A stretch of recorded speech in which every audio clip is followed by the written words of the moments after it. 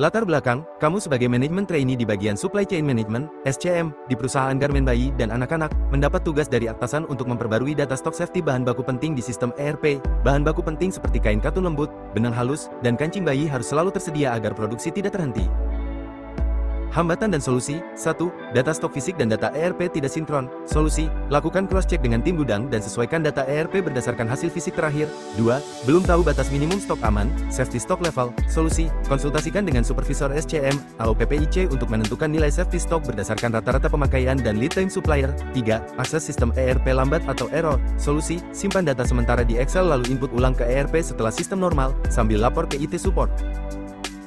Langkah kerja. 1. Cek daftar bahan baku penting yang perlu diperbarui, misalnya dari laporan PPIC. 2. Minta data stok aktual dari bagian gudang, hasil stok opname terbaru. 3. Bandingkan data stok fisik dengan data di ERP untuk mencari selisih.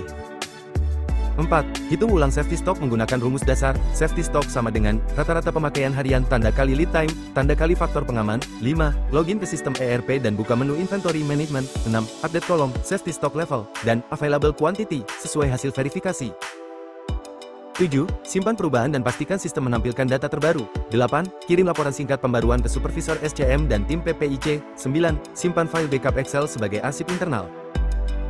Pihak yang terkait. 1. Tim gudang, menyediakan data stok fisik hasil pengecekan langsung. 2. Tim PPIC, production planning dan inventory control, memberikan data pemakaian rata-rata dan lead time bahan. 3. Tim IT, ERP support, membantu jika terjadi kendala teknis saat input data. 4. Supervisor SCM, mentor MT, mengevaluasi ketepatan dan akurasi data yang kamu input. Pengetahuan yang diperlukan, skill, analisis data stok, ketelitian input data, pemahaman sistem ERP, komunikasi antar departemen, dokumen, laporan stok opname, laporan pemakaian bahan, tabel safety stock, form update inventory, alat, sistem ERP, Microsoft Excel, email, kalkulator.